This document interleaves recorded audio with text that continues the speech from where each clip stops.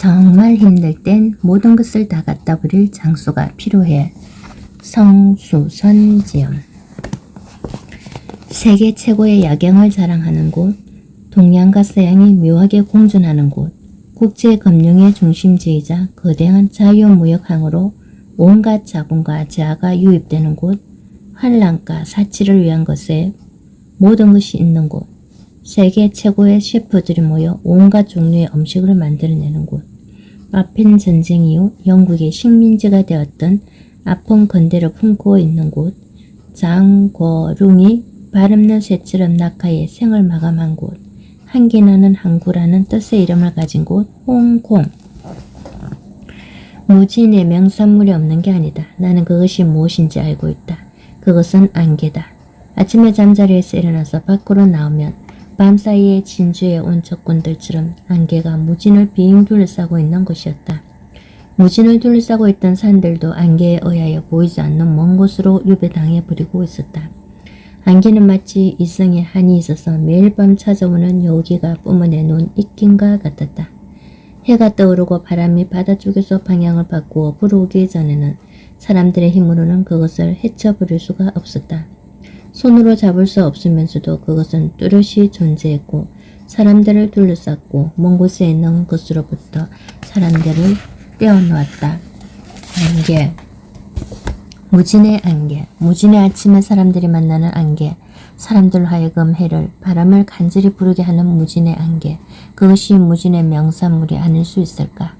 김성옥이 단편 무진기행에서 말한 것처럼 무진의 명산물이 안개라면 홍콩의 명산물은 뭘까? 딱 하나만 답할 수 있다면 말이다. 지금부터 하는 이야기는 이 질문에 대한 나의 지극히 개인적이며 체험적인 답변이다. 몇 년 전 여름 7월의 마지막 주였다. 그때 난 온몸의 피가 거꾸로 역류하는 것 같던, 당장이라도 정발해버리지 않으면 심장이 타들어가 버릴 것 같던 엄청난 분노를 겪었다. 무작정 어딘가로 떠나고 싶었다. 비행기표를 알아봤다. 7월 마지막 주이자 8월 첫째 주라는 휴가 최성수기여서 비행기 티켓 한 장 구하기도 쉽지 않았다. 평소에 거의 2배나 하는 비싼 가격이었지만 홍콩으로 날아가는 비행기에 한 자리가 있었다. 홍콩으로 날아갔다. 홍콩에 가고 싶어서가 아니라 오직 홍콩 가는 비행기에만 나를 위한 한 자리가 있었기 때문이다. 코즈웨이 베이에 있는 작은 부트크 호텔에 짐을 풀었다. 숙박비는 엄청 싸면서도 바다도 보이지 않고 인파로 붐비는 길가에 있는 작은 호텔을 선택한 이유는 단 하나. 단체 관광객도 없고 방도 몇 개 없는 조용한 호텔이라서 아무하고도 엮이고 싶지 않았다. 오직 혼자 있고 싶었다. 그 호텔에 일주일간 있으면서 유령처럼 맥락없는 홍콩의 거리들을 배회했다. 매일 아침 7시에 일어났다. 분노로 웅크려든 몸은 늦잠을 허하지 않았다. 아주 간단한 화장만 하고 나가 호텔 건너편에 있는 작고 허름한 촉집에서 출근하는 사람들 틈에 끼어 죽을 먹었다. 좁아 터진 홍콩에서는 아주 비싼 레스토랑이 아니면 어디서도 물어보지도 않고 합석을 한다. 내 식구가 옹기종기 모여앉아 다 함께 아침을 먹는 드라마 속 장면처럼 남 모르는 사람들과 다닥다닥 붙어 앉아 아침을 먹었다. 영어는 한마디도 통하지 않았고 중국어로 된 메뉴도 읽을 수 없었다. 그냥 옆 사람이 먹고 있는 죽을 가리키면 사람 좋은 주인 아줌마가 갖다 줬다. 3일째 되던 날 주인 아줌마가 손짓 바짓으로 그건 안 된다며 밋밋한 다른 죽을 내왔다. 지금 옆 사람이 먹고 있는 죽은 외국 사람 입맛에는 안 맞을 거라는 말 같았다. 그 후로는 내가 가면 시키지 않아도 알아서 죽을 갖다 줬다. 까베기도 주고 콩을 간 두유 같은 것도 줬다. 물론 전부 돈을 받았지만 다 합쳐서 라면 한 그릇 값도 되지 않았다. 아침을 먹고는 분벼 터지는 출근 시간에 지하철을 탔다. 그 찜통 같은 여름에 정장에 스타킹까지 신은 여자 직장인들, 목을 조이던 넥타이를 하고 재킷까지 입은 남자 회사원들 틈 바구니에서 반팔에 반바지 차림으로 멍하니 서 있다가 청완에서 내렸다. 그렇게 매일 아침 일정한 시간에 지하철을 타고 만모사원에 갔다. 아침부터 매캐한 향냄새가 가득했다. 가끔은 너무 매워서 눈물을 흘렸다. 모신, 간우와 문신, 문창제를 모셔놓은 작은 사원은 필사적으로 향을 흔들며 간절히 기도하는 현지인 할머니들과 몇 대의 관광버스가 내려놓은 온갖 나라의 관광객들로 발디딜 틈이 없었다. 난 그 붐비는 곳에서 현지인 할머니들이 하는 대로 매캐한 향을 흔들며 기도했다. 기도가 필요했다. 절을 하고 또 했다. 제발 내게 평화를 달라고. 만무사원에 1시간쯤 있다 보면 온몸에 항냄새가 배고 땀이 비오듯이 흘렀다. 탈수 상태로 나와서는 맞은편 커피숍에서 차가운 콜라를 마시며 몇 시간씩 앉아 있었다. 거기서도 합석을 했다. 묻지도 않고 슈트를 입은 인도 남자가 쳐다보기 민망할 정도로 녹줄이 심한 거구의 백인 여자가 외근 나왔다가 들린 것 같은 홍콩인 남자 해수원이 앞자리에 앉았다. 서로 개의치 않았다. 각자의 노트북을 보거나 책을 읽었다. 난 그냥 멍하니 앉아 있었다. 앉아있는 게 지루해지면 나와서 그 찜통 같은 홍콩의 맥락 없는 거리는 몇 시간씩 유렁처럼 걸어 다녔다. 목적지가 없으니까 지도도 보지 않았다. 그냥 고향을 하듯이 걸어 다녔다. 그 와중에도 재미있을 때가 있었다. 홍콩의 거리는 정말 아무런 맥락이 없다. 걷다 보면 뭐가 튀어나올지 종잡을 수가 없다. 오피스 밀집 지역을 지나가는데 갑자기 앵무새를 파는 가게가 나왔다. 환상 동화에나 나올 법한 기괴한 가게였다. 게다가 크다란 앵무새가 있는 세상은 가게 밖에 있고 주인은 만사가 귀찮다는 듯 가게 안 선풍기 앞에서 졸고 있었다. 앵무새가 갇힌 세상을 들여다보다가 앵무새랑 눈이 마주쳤다. 그러자 놀랍게도 앵무새가 말을 했다. 물론 알아들을 수는 없었다. 광둥어였으니까. 아직도 못내 궁금하다. 그때 그 앵무새가 나한테 뭐라고 했는지. 하루 종일 걷다가 지치면 저녁낮이라 호텔로 들어가 기절하듯이 잠들었다. 그렇게 매일매일 똑같은 날들을 보내다 떠나기 전날이었다. 그날도 종일 걷다가 지쳐서 들어갔는데 낮이 익은 호텔 직원이 문을 열어주며 말했다. 하루 종일 어디를 그렇게 바쁘게 다녀오느냐고. 난 흘러내리는 땀을 닦으며 그냥 걷다가 오는 거라고 멋지게 대답했다. 까만 상하이탕 유니폼을 입은 친절한 직원은 내게 차가운 생수 한 병을 주며 이런저런 말을 건넸다. 마지막 날이기도 해서 난 잠깐 로비 소파에 걸터앉아 그녀와 이야기를 나눴다. 그녀는 못내 궁금했든지 홍콩에는 왜 온 거냐고 물었다. 난 뭐라 대답해야 할지 잠시 망설이다 말했다. 뭘 좀 빌리려고 왔다고. 내 말에 그녀는 하얀 치아를 들이내고 활짝 웃으며 말했다. 홍콩항은 수심이 깊으니 걱정 말고 다 버리고 가세요. 그녀의 말에 난 바로 택시를 잡아 타고 홍콩항에 갔다. 홍콩항을 바라보며 캔맥주를 하나 마시면서 내가 아는 욕이란 욕은 다 했다. 큰 소리로. 생각보다 나는 많은 욕을 알고 있었고 그걸 다 내뱉고 나니 목이 쉬었다. 더 이상 소리를 지르지 못하게 되었을 때 난 마음속을 명렬히 부여하는 분노를 모두 날려버리듯이 빈 맥주캔을 던져버렸다. 순간 이상했다. 무슨 한상동화처럼 거짓말처럼 가슴이 후련했다. 맥주캔에 분노가 다 실려 날아간 듯했다. 홍콩항은 수심이 깊다더니 비중 높은 분노로 무거워진 맥주캔이 해서 깊은 곳으로 가라앉은 것 같았다. 마법의 두통약을 먹은 듯한 기억을 간장하는 뇌의 일부분을 싹둑 잘라내버린 것 같던 신기한 순간이었다. 홍콩의 명산물은 홍콩항의 깊은 수심이다. 정말이다. 못 믿겠으면 직접 가보라. 언젠가 가장 행복한 순간에 코즈웨이 베이의 그 호텔에 투숙하고 싶다.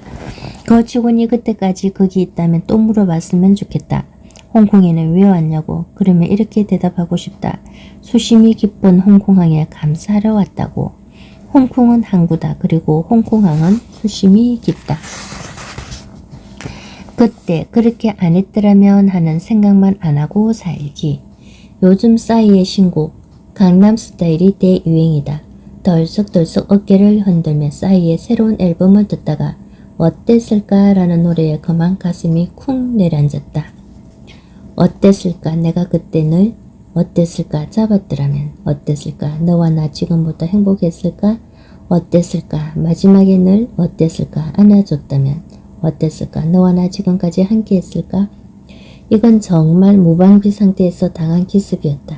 신나고 경쾌한 댄스곡이 이렇게 폐부를 찌르는 인생을 관통하는 예리하고 예민한 질문을 던지다니.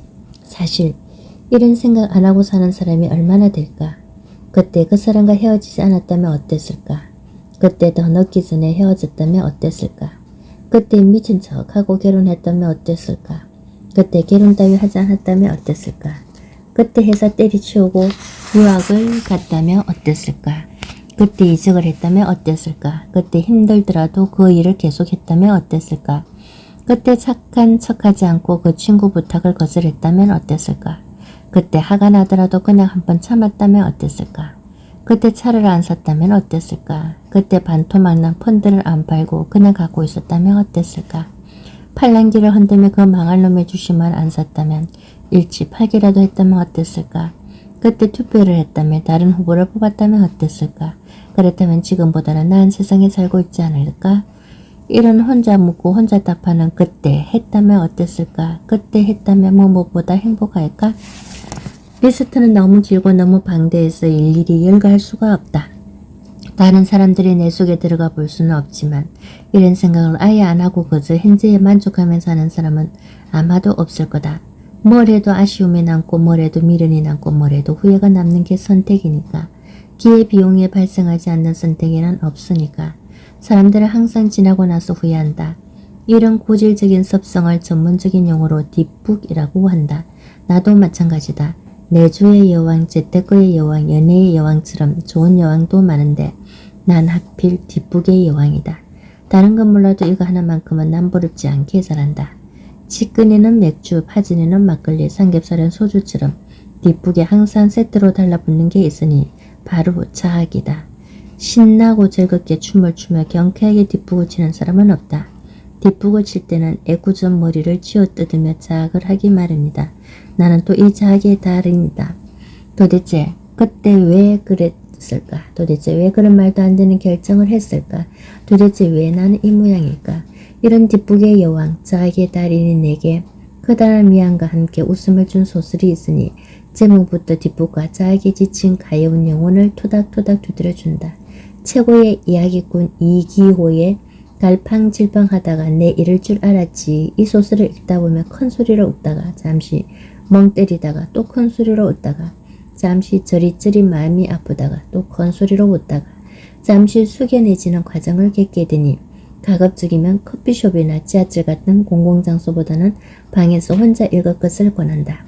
상당히 자전적인 면이 강한 이 소설의 주인공이자 화자인 나는 10대 시절에 린치를 많이 당했다.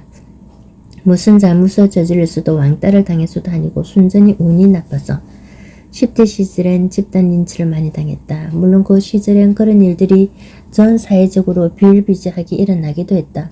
뭐 지금도 크게 변한 것 같지는 않지만 친구들과 즐겁게 길을 걷고 있는데 어디선가 갑자기 짠 하고 맥가이비 머리를 한 형님들이 나타나 이런 귀여운 청춘들을 봤나. 형들이 집을 가야 하는데 해수권을 안 갖고 나왔지 뭐냐. 니들이 좀 꺼줘야겠다 하는 일들 말이다. 그러다가 해수권에 나이키, 운동화, 아식스 점퍼까지 꺼주고 덤으로 빵 몇 대와 말도 안 되는 훈계, 공부 열심히 해라, 효도해라, 밤늦게 다니지 마라 등등까지 들어야 하는 그런 일들. 한데 나의 문제는 그것이 단순히 빵 몇 대와 훈계 몇 마디로 끝나지 않았다는 데 있었다. 맞았다 하면 꼭 전치 4주요. 전치 6주였다. 전치 8주가 내가 가본 최대치였다. 교회의 경찰서까지 가고 많은 린치, 맞다 보면 아무 생각도 나지 않는 린치, 린치도 아닌 린치, 그 린치 덕에 10대 시절 나는 총 7번 경찰서에 가야만 했다. 나는 10대 시절에 당한 7번의 린치 이야기를 신명나게 들려준다. 너무 끔찍하고 가혹한 얘기지만 지나서 하는 얘긴데 로 시작되는 과장과 구라로 폭소를 유발하는 술자리 무용담처럼 그는 새롭게 계승된 10대 폭력서 글이 처음으로 글이 나왔을 때 하필 그 길을 지나가고 있어서 롤러장에서 한 여자애랑 손을 잡고 돌았는데 하필 그 여자애를 폭력서 글이 이러니 짝사랑하고 있어서 비디오 가게에서 선배들에게 차례를 양보하지 않았다고 해서 선배들인지 알지도 못했는데 별 말 같지도 않은 이유로 몇 주씩 학교도 못 가고 병원에 입원할 만큼 훨씬 얻어맞았다. 경찰서에서 진술서를 자주 쓰다 보니 논술교사 뺨치기에 논리적인 형사의 지도로 글쓰기 실력도 붙잡는다. 형사 아저씨, 원주경찰서 소년계 소속은 진술서 때문에 친해지게 되었다. 아저씨는 피해자 조수를 작성하기 전에 늘 나에게 진술서를 먼저 쓰게 했는데 그게 아저씨의 업무 스타일이었다. 그때마다 빨간색 사인펜을 들고 이런저런 교정을 해주었다. 봐라, 이 문장은 주어가 전원인데 수로가 때렸다로 되잖니. 그러니 호응이 안 되는 거야. 그리고 낯선 발자국 소리가 들렸다가 아니고 발걸음 소리지. 나는 아저씨 말을 묵묵히 듣기만 했다. 그리고 이렇게 행동선 남발하지 말고 간략하겠어. 매우 많이 맞았다 하지 말고 수십 차례 맞았다. 이게 더 구체적이잖아. 아저씨의 문장 지도는 국어 선생님에 비해 무척 구체적이었고 그래서인지 아저씨의 말은 귀에 쏙쏙 들어왔다. 이렇게 자주 폭행을 당하다 보니 폭력에 대한 공포와 정신적 내상이 생겨서 나는 한 번 맞고 나면 몇 달씩 집에만 틀어박혀 지낸다. 하지만 몇 달 지나면 또 까먹고 친구들과 어울려 다니기를 반복하다가 당구장에서 8번째 린치를 당할 위기에 처한다. 2층 당구장에서 당구를 치다가 21대의 매 빛이 남아있는 폭력설구 멤버 덕만이가 1층 입구로 들어오는 것을 목격한 것이다. 이 위기 상황에서 나는 결정을 해야만 했다. 이대로 또 무시무시한 덕만이에게 맞느냐 도망을 가느냐. 하지만 도망갈 길도 숨을 데도 없었다. 화장실은 1층과 2층 사이 계단참에 있고 당구장인 창고나 내실도 하나 없다. 나는 갈팡질팡 어쩔 줄은 모른다. 그렇게 계속 갈팡질팡 하다가 그러다가 나는 결국 덕만이를 처음 발견한 창가로 뛰어갔다. 방법은 그 수밖에 없는 것 같았다. 2층이니까 그래도 2층이니까 작지만 잘한다면 맞는 것보단 그게 더 나을 거란 생각이 들었다. 그제야 친구들도 뭔가라는 주체는지 우리로 창가로 달려와 내 팔을 잡으려 했지만 나는 조금도 망설이지 않았다. 기껏해야 5m다. 21대보다 더 나은 5m. 그렇게 생각하자 어떤 의지가 전혀 없던 의지가 나를 다그쳤다.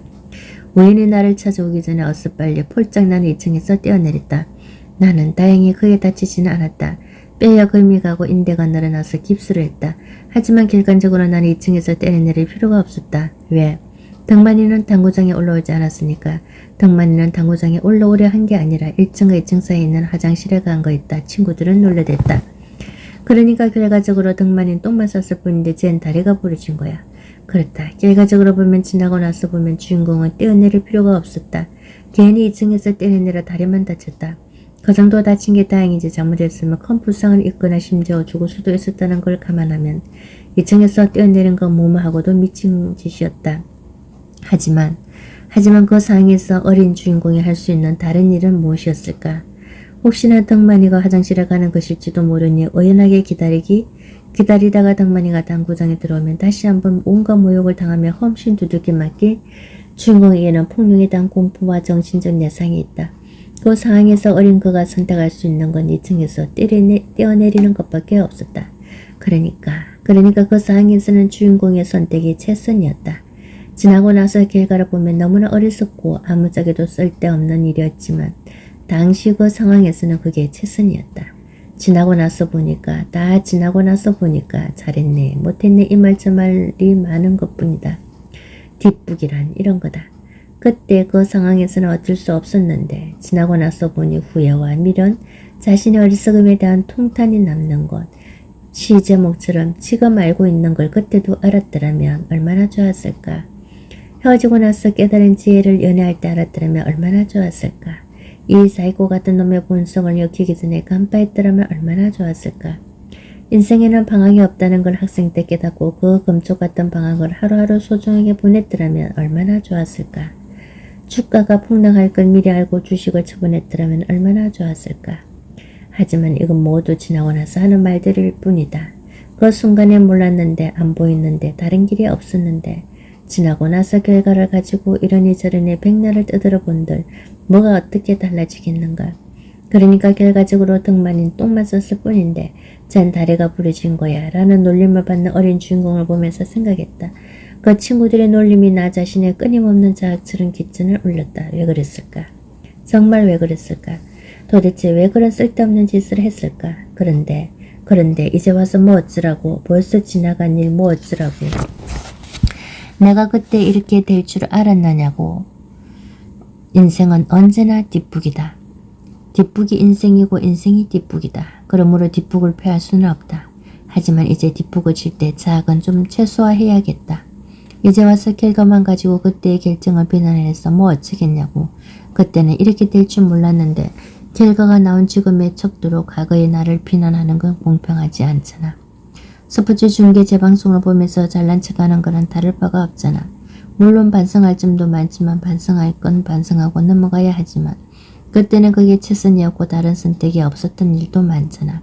그러니 자꾸 자학하지 말자. 뒷북 인생에 대한 명시 류근의 셀라비를 나누며 이거를 마친다. 인생은 언제나 뒷북 셀라비. 불 꺼진 술집에 매달려 문 두드리는 술꾼처럼 재혼한 옛부인 찾아가 그 낯선 갓난 아기 앞에서 훌쩍훌쩍 울음을 쏟아내는 실직자처럼 계산 끝나자 얼굴조차 까맣게 지어버린 술집 여자에게 밤마다 편지를 쓰는 시인 아무개처럼 인생이란 그런 것이다. 깨달았을 땐 이미 늦은 것이다. 미리 우산 들고 외출을 했다가 막상 비가 내리면 택시에 우산 두고 내리는 사람처럼 선잠 깨고 일어나서 불이 났기에 등교하던 일요일 오후처럼 죽은 나무에 물 주는 내 수상한 집념처럼 류근 상처적 체질 문학가 지성사 혼자 술 마시기 편한 단골집 하나를 만들어 두니 작년 2011년 일본 출장 때 한 허름한 술집에서 메뉴에도 없는 명란젓 스테이크를 시켰다. 미디엄으로 구워달라고 주인 아저씨는 당황해서 그런 건 없다고 했고 난 심야 식당에 나오던 때 꼭 한번 먹어보고 싶으니까 명란젓이 있으면 좀 구워달라고 부탁했다. 50대 후반의 주인 아저씨는 어루중정한 표정으로 심야 식당이 뭐냐고 물었고 난 밤 12시부터 아침 7시까지 하는 심야 식당이 배경인 일본 만화인데 드라마로도 만들어졌고 한국에서도 인기가 많다고 대답했다. 그제야 주인 아저씨는 한밤중에 명란젓을 구워달라는 엉뚱한 손님의 주문을 받아줬고 난 먹음직하게 구워진 명란젓을 안주로 얼음을 넣은 고구마 소주를 한 잔 마셨다. 심야 식당의 주인장은 변변한 메뉴판 하나 없이 그냥 손님들이 만들어달라는 음식을 해준다. 재료가 있는 범위 안에서 어렵고 대단한 요리가 아닌 빨간 비엔나 소세지, 어제의 카레, 어제 만들어서 냉장고에 하루 재운 카레를 따뜻한 밥 위에 얹어 먹는 가정식 구운 김, 나폴리탄 스파게티, 계란 프라이를 얹은 야끼소바, 포테이토 샐러드 같은 소박하고 소소한 음식들이다. 심야 식당을 잃고 있노라면 이 음식들은 왕성한 식욕뿐만 아니라 음식에 엉킨 소소한 기억과 향수를 자각한다. 고로 출출한 시간에 심야 식당을 잃는 건 매우 치명적인 일이다. 특히 매일매일 다이어트를 결심하는 나 같은 사람들에겐 이 책을 읽다가 한밤중에 편의점에 달려가 비엔나 소시지를 사오기도 했고 계란 프라이를 얹은 야키소바를 직접 만들어 보기도 했다. 이렇게 심야 식당에 심취한 건 나뿐만이 아니었다. 한동안 이 만화는 젊은 직장인들 사이에선 신드롬을 일으켰다. 왜일까? 심야 식당은 50대 남자 주인장이 혼자 하는 허름하고 작은 식당이다. 알려진 맛집이 아니라 오랜 단골들이 늦은 퇴근길에 한 잔 걸치러 들리는 곳이다.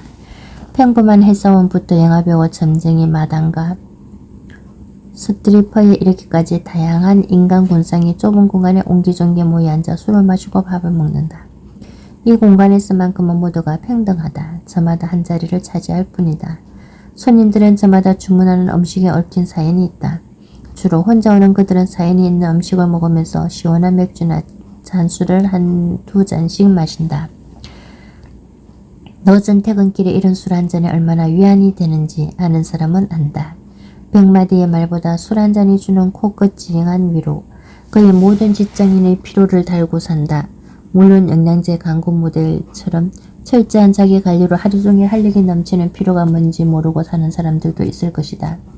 하지만 대부분의 평범한 직장인들에게 피로와 스트레스는 이메일과 핸드폰처럼 일상적인 것이다. 일요일 밤이 되면 특히 개그 콘서트가 끝나갈 시간이면 가슴이 답답해지고 월요일에는 어김없이 월요병에 시달리며 목요일에는 일주일의 피로가 극에 달하고 불타는 금요일이라 불리는 금요일에는 너무나 기뻐 콧노래가 나온다. 정말 눈코 뜰 새 없이 바쁠 때, 할 일이 너무 많아서 도대체 뭘 먼저 해야 될지 모를 때, 마음은 종종 그리는데 몸이 따라주지 않을 때, 아등바등 한다고 하는데 제대로 되는 일이 없을 때, 낫기는 다가오는데 도무지 진도가 안 나갈 때, 핸드폰을 꺼버리고 도망가고 싶은 충동을 느끼기도 한다. 그러면서도 동시에 내게 주어진 일이 있음에 매일매일 출근할 직장이 있으면 안도하는 직장인들. 그들 중 한 명인 나는 가끔 늦은 퇴근길에 마시는 술 한 잔을 좋아한다. 특히 한겨울의 추위로 얼어붙은 두 손으로 뜨거운 잔을 감싸쥐고 호호 불며 마시는 데운 정종 한 잔을 그 온기에 온몸이 따뜻해지면서 뭉친 스트레스가 허물허물 녹아내리는 것 같다. 술을 마시지 않는 사람들에게 피곤하니까 한잔 한다는 말은 사랑하니까 헤어진다는 말처럼 설명하기 어려운 말이다. 도대체 사랑하는데 왜 헤어져? 그게 말이 돼? 라고 물으면 할 말이 없듯이 피곤하면 들어가서 일찍 자야지. 피곤해서 술을 마신다는 게 말이 돼? 라고 물으면 할 말이 없다. 하지만 아는 사람은 안다. 하루 종일 소처럼 일만 하고 그냥 들어가서 자기에는 억울한 심정을, 소소한 즐거움이 약간의 위로가, 긴장을 풀고 한잔할 수 있는 편안한 공간과 잠시의 시간이 필요하다. 이마저도 없다면 종일 일에 쫓겨 다니다가 바로 뻗어 잔다면 하루가 정발해 버리는 것 같다. 달력에서 그냥 하루가 없어지는 느낌, 가습기가 뿜어내는 수증기처럼 지친 영혼도 조금씩 보이지 않게 정발하는 것 같다. 늦은 퇴근길에 집으로 가지 않고 심야식당으로 발길을 돌리는 손님들. 현실 세계에 그런 심야식당은 없지만 심야식당을 읽으면 대리만족을 느끼는 구독자, 독자들 모두 비슷한 심정 아닐까? 적어도 나에겐 약간의 위로와 휴식, 소소한 즐거움이 필요하다. 그냥 쓰러져 자기는 너무 억울하니까. 빡세고 힘들었던 하루를 되돌아보며 시시한 농담을 할 수 있는 시간이 필요하다. 마음 맞는 동료와 함께 먹는 토마토 케첩을 듬뿍 뿌린 계란말이와 소주 한 잔이 얼마나 귀한 음식인지 아는 사람은 안다. 심야 식당에서처럼 먹고 싶은 음식을 척척 만들어주는 주인장이 있으면 더 좋겠지만 없으면 없는 대로 내겐 참새 방앗간과도 같은 몇몇 단골집이 있다. 한여름에 마시는 시원한 맥주 한 잔, 한겨울에 마시는 뜨거운 정종 한 잔, 열받아서 마시는 서디선 소주 한 잔, 가끔씩 우아하게 마시는 상큼한 화이트 와인 한 잔, 그리고 다이어트는 항상 내일부터